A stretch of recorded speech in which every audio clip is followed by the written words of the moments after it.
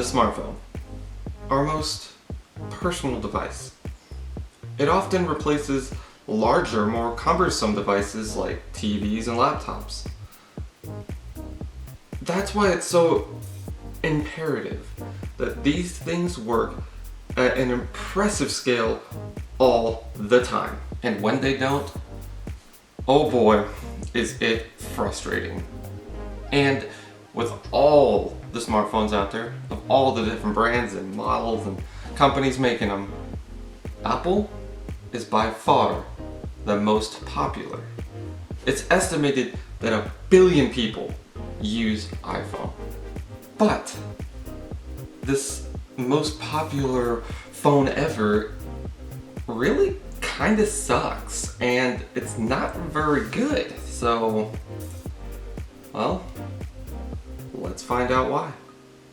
Here's 3 reasons why iPhones actually suck.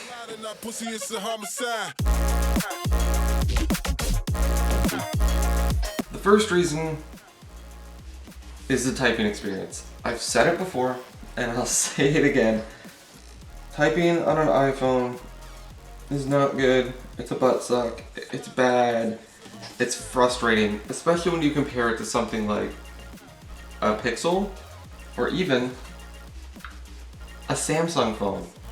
The haptic engine, Apple has improved a lot over time, and I'll give them credit where credit is due, but the keyboard sucks. Apple's built-in keyboard is atrocious, especially compared to, I don't know, Gboard, which is, it's a chef's kiss to smartphone keyboards. It's amazing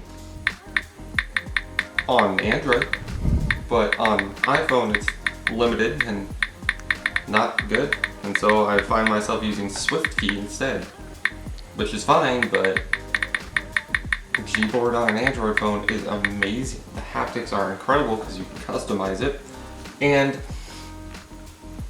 it doesn't fuck up as much, and it doesn't have as many mistakes.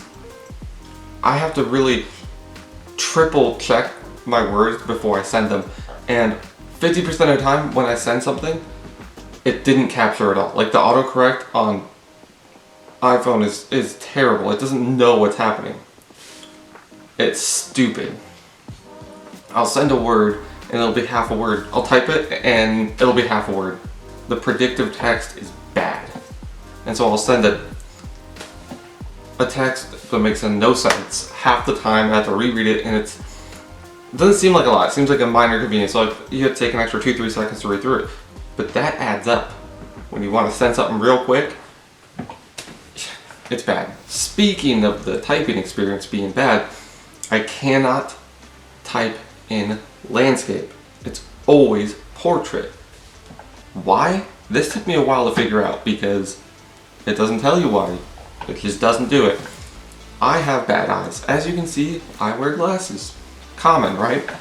So I often have display zoom on. Well, with display zoom on, you cannot type in landscape. And with display zoom on, you cannot watch YouTube videos in full screen mode. Why is this a thing? Why can't I have display zoom on and allow me to do things? Android does that. Every Android phone I've ever had allows me to have display zoom on, have things larger, and when I need to I can go and use it. It works. Why can't Apple do that? Why can't I have my Apple and eat it too? It's frustrating because unlike a lot of Android manufacturers, they don't control the hardware and the software. Apple does. And for them not to be able to do that makes no sense. It's lazy, and I hate it. And speaking of accessibility, that brings us to rule numero dos, accessibility.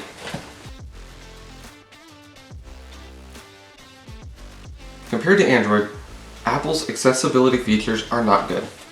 They're bland, they don't work half the time, and it's either you use standard mode and display zoom so you can see more, which is not true if you have bad eyes, or you use display zoom and you see less. How does that make sense? You see less even though things are bigger, and you see more when things are smaller. No. Screen zoom can help on some things work fine. Some apps will take advantage of full screen like that, right? Pokemon Go with display zoom on works fine. However, not every app does that. And it's weird. I don't know if it's like an Apple thing or if it's something, but YouTube doesn't. Every time I try to watch YouTube with display zoom on, there's black bars on the side, and I can't zoom to fill. But if I turn it off, I can. But then, when I'm done with YouTube, and I need to use, I don't know, send a text, use Snapchat, send an email, etc., things are tiny and small, and I cannot read it. It's frustrating. And people will often tell me, well, it's because you have the Mini and not the Pro X Max XL Plus. No, that's not true, because with a bigger screen, things are just going to look smaller.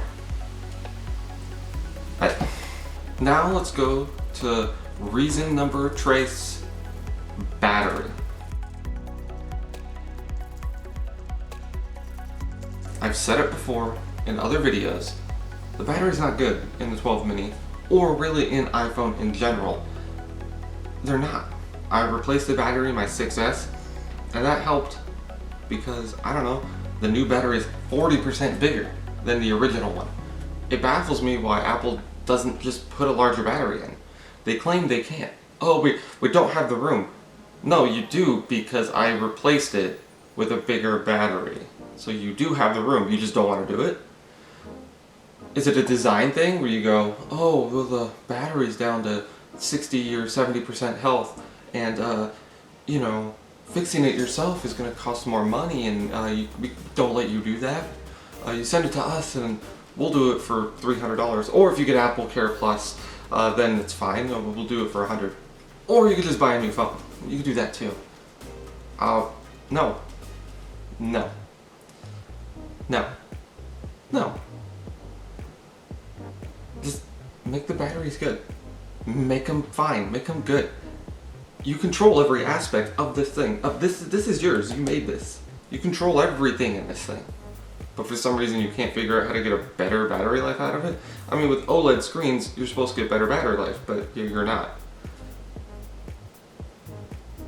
People say, well, you're getting 9-10 hours out of your phone of screen time. Yeah, that's when I plug it in. It'll drop down easily from 100 to 60, and all I'll do is watch a few YouTube videos, send a few texts, Snapchat, and it's dead. Then I have to plug it in, bring it back up to 80-90% before I can do anything. I should not have that issue. People go, well, it's because you have the small phone. It's bad because you have the small phone. If you had the bigger phone, that wouldn't be a problem. Well, but I don't want the bigger phone. No, maybe it's a me problem, you know? Maybe I just don't want the bigger phone. I have to suffer with the small, tiny battery.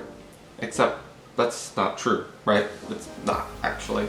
Because, I don't know, my Pixel 3a gets pretty decent battery life, and it's not a giant phone. It's a relatively small phone. Or even this guy right here. The S10e, maybe it's 5G. Maybe 5G is killing the battery.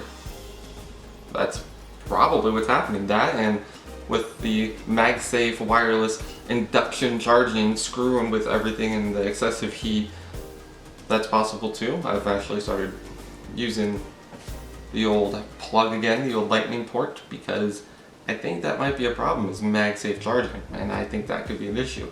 And of course Apple knows that. They're not stupid. They've done tons of research on it, so they know that, oh, if we do MagSafe, we could, you know, I don't know, get more money because people's batteries will wear out faster and we can charge them more and make them buy a new phone. And it's not, again, it's not because they can't fit a bigger battery. They could easily fit a bigger battery in it. Hell, they fit a bigger battery in the 13 mini, so why couldn't they do it with the 12 mini? Oh, because they knew about the 13 mini when they were making it, obviously. And so they're like, oh, we're gonna fuck up the battery on the 12 mini and people will buy it, right? 5% of people will buy it or whatever.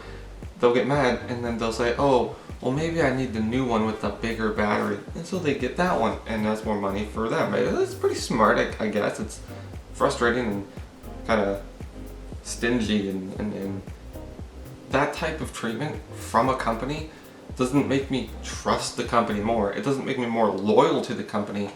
If anything, it makes me distrust and distance myself from that company. Allow me to change the battery. Allow me to do things I want to do, like, I don't know, have display zoom on and do things on it. Allow me to do these things and I will like your product more.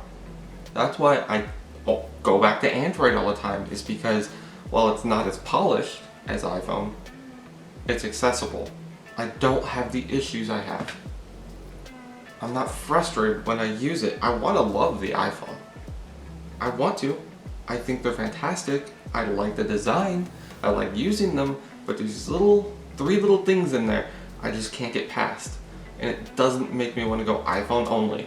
Because of those things, I can't go iPhone only.